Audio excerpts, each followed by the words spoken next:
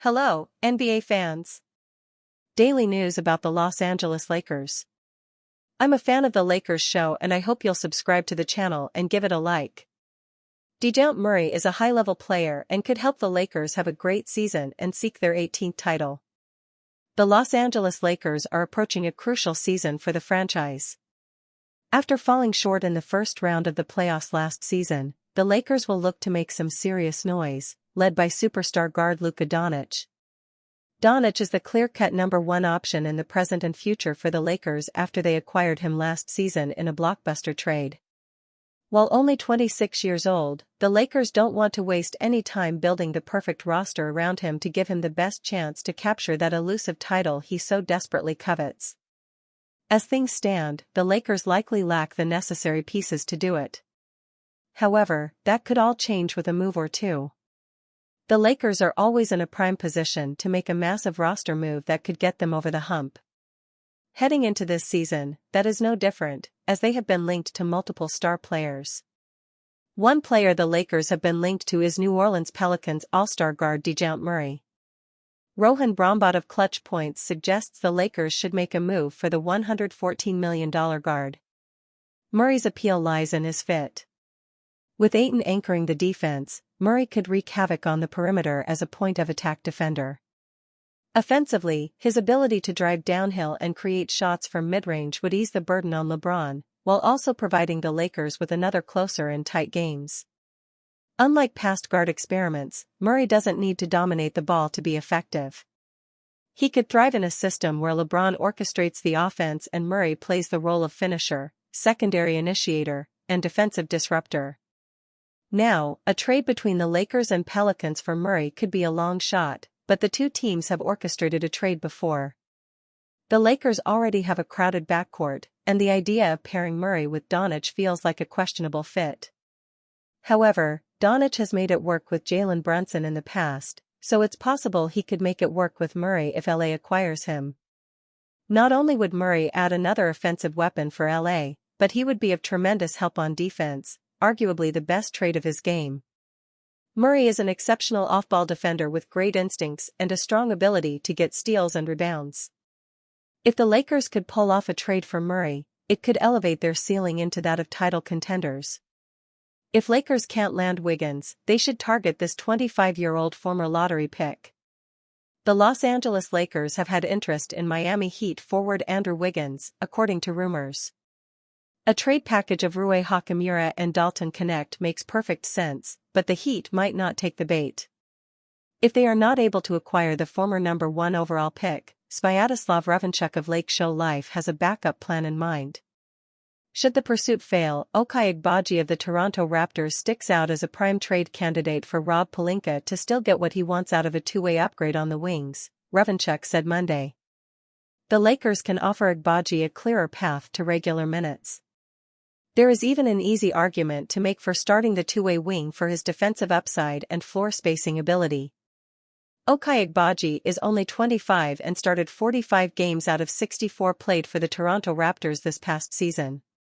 In those games, he averaged 10.4 points per game on 49.8% from the field and 39.9% from deep.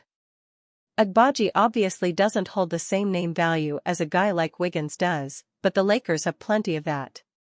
His two-way versatility and knack for creating shots without the ball would be huge for the Lakers. Next year, he is expected to make just $6.3 million, which would not be difficult for the Lakers to match. If he proves to be a valuable piece to their team, they can offer him a contract after next season. If not, then you can let him walk in free agency. It seems as if the Lakers have their eyes set on Wiggins, but they shouldn't restrict themselves when Agbaji is also a great candidate. Luka Doncic trend the Lakers can't afford to ignore in 2025-26. If the Lakers want to help Luka Doncic win, they need to find him rim protection. As the Los Angeles Lakers search for ways to build a contender around Luka Doncic, rim protection must become a top priority. It's a realization founded not only in what's known about an ideal roster structure, but Doncic's past success. The Lakers are hopeful that DeAndre Ayton can excel in that capacity, but if that dream fails to materialize, they must be willing to evaluate other options. Doncic is a world-class offensive player, capable of running every facet of a system. Over the past 6 seasons, he's accumulated averages of 30.0 points and 8.7 assists on .474/.353/.757 shooting, winning the 2023-24 scoring title and earning 5 All-NBA first-team selections. With that extraordinary level of offensive proficiency, Doncic is the ultimate franchise player as far as consistently creating points is concerned. Doncic's history of team success, however, has been the same as any other superstar, dependent upon what's around them.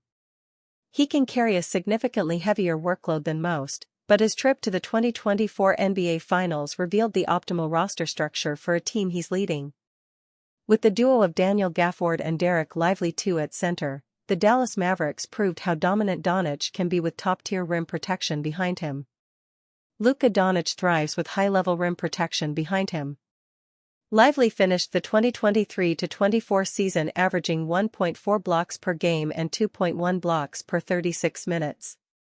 Gafford was a mid-season acquisition, but he hit the ground running with averages of 1.9 blocks per game and 3.2 per 36 minutes once he joined the Mavericks.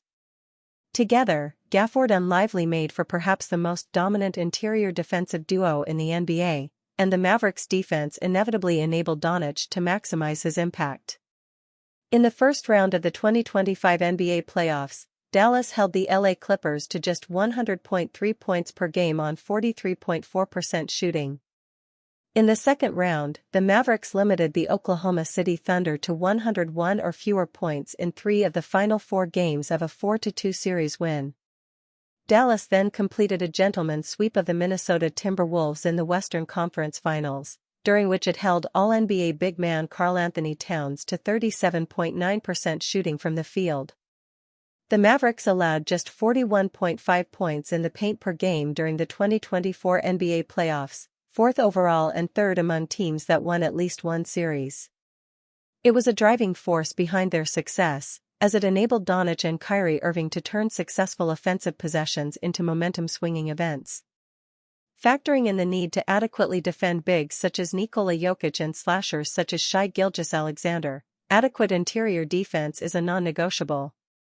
Perhaps Ayton and Jackson Hayes will live up to those expectations and give the Lakers the interior support they need. Both are remarkably talented, albeit while inconsistently translating their abilities to past defensive success. Regardless of where it comes from, the Lakers can't justify going through the 2025-26 season without finding Doncic the interior support he needs. What can the Lakers realistically expect from Maxi Kleber this season? After a largely unimpactful first season in LA, is there a role for Maxi Kleber this season with the Lakers? Welcome to our Lakers season preview series. For the next several weeks, we'll be writing columns every weekday, breaking down the biggest questions we have about every player the Lakers added this offseason. Today, we look at Maxi Kleber.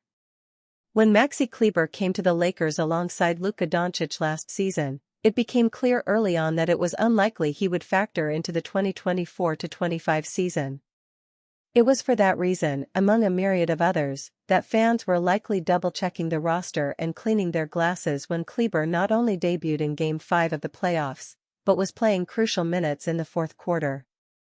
Completely unsurprisingly, he was a non-factor in his limited run. But it does raise an interesting question heading into the 2025-26 season. Was that a head coach trying one last, desperate move to win a postseason game, or is there a path to playing time for Kleber this season? What is his best-case scenario? Kleber does offer something that no other player on the Lakers roster does as a stretch big. At his best in the 2020-21 season, Kleber shot 41% from 3 and grabbed 5.2 rebounds per game in nearly 27 minutes per night. Expecting him to play as well as he did 5 years ago, especially post-injury, is unrealistic. But playing something close to that would be a lift for the Lakers. The problem is, since that season, he's never shot better than 34.8% from beyond the arc in a season. But if we're looking at best-case scenarios, it'd involve him coming in at around 38% shooting from range and being adept enough defensively to stay on the floor for a couple of stretches each game. Would that be enough to have him take over Jackson Hayes' role as the backup center?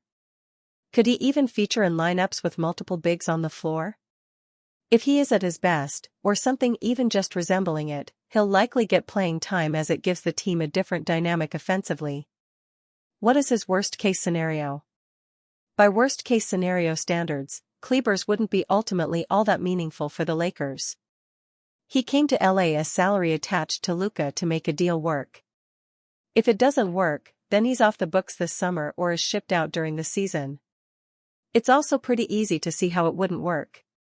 Last season, he shot a career-worst 26.5% from the three-point line, albeit on also a career-low attempts per game. His value is in what he can bring offensively, and if he's a stretch big that can't knock down threes, then he loses a lot of value on that end of the floor. And he needs to be good offensively to get on the floor because he is a liability even at his best defensively.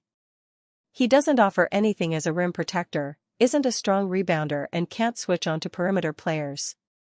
If all of that remains an issue this season, then he won't see the floor. What is his most likely role on the team? The reality of what Kleber will be for this team is much closer to the latter scenario than the former. He's 33 years old, coming off a long-term leg injury, and he was already on the backside of his prime. He will likely get some opportunities during the preseason, but he'll be hard-pressed to see actual NBA minutes. His most likely role for this team will be the salary ballast in a consolidation trade rather than any meaningful on-court role. LeBron James calls Luka Doncic a basketball savant. IQ puts you at another level. LeBron couldn't hide his admiration for Doncic in a recent interview, highlighting his rare combination of skill and basketball IQ. LeBron James has gone head-to-head with Luka Doncic plenty of times now, and the respect between the two stars has only grown since becoming Lakers teammates. In a recent interview with the Wall Street Journal, James couldn't stop praising Doncic's approach to the game, calling him one of the smartest players in basketball. "I just love the way he approaches the game," James told the Wall Street Journal. "I love the way he plays the game. More importantly, man, he's just a great FING guy. Big-time savant of the game. I always use IQ as a measuring point in basketball, guys who can think the game. There are so many guys in our league who can play the game, but to be able to think the game as well puts you at another level." Luka Doncic was the star of the show in Dallas until early 2025, when he was suddenly traded to the Lakers in a blockbuster deal. For his entire young career, Doncic considered James his rival, but they've been quick to adjust since becoming teammates. In his first 28 games as a Laker, with the help of LeBron, Doncic settled into his usual rhythm and finished strong with averages of 28.2 points, 8.1 rebounds, and 7.5 assists per game on 43.8% shooting. He led the Lakers into the playoffs before a disappointing loss to the Minnesota Timberwolves in the first round. Going into this upcoming season, expectations couldn't be higher for Luka and the new-look Lakers. He's reportedly in the best shape after a stunning showing at Eurobasket, and he'll have more motivation than ever to prove his status as one of the best players in the game. For LeBron, who turns 41 in December, the pairing with Luka has revitalized his career. As someone who understands the game strategically, Doncic has a lot in common with LeBron, and their shared knowledge of the sport has made it a breeze to fit together. Much like LeBron, Luka likes to outsmart his opponents, and it's how he's able to score in various ways. Most importantly, it gives him the natural court vision to make the right play in the right situation. With Luka serving as the team's primary ball handler, it's only going to enhance the offense and generate high-quality shots for guys like LeBron, Austin Reeves, and DeAndre Ayton. If the Lakers can just stay healthy and remain focused, it could be enough for them to keep up with the top Western contenders. While the Doncic era has only just begun, LeBron James is on board, and he has a special appreciation for what the young star can do. So, in this final act of his career, LeBron should count himself lucky to play with someone who shares his rare gift of being able to think the game. It's not a skill that comes naturally to everyone, but Luka is one of the best in this area. and now he gets to enhance his skills further with one of the best on-court thinkers in the NBA. If their bond continues to grow, the Lakers may have stumbled onto one of the most natural superstar pairings of this era.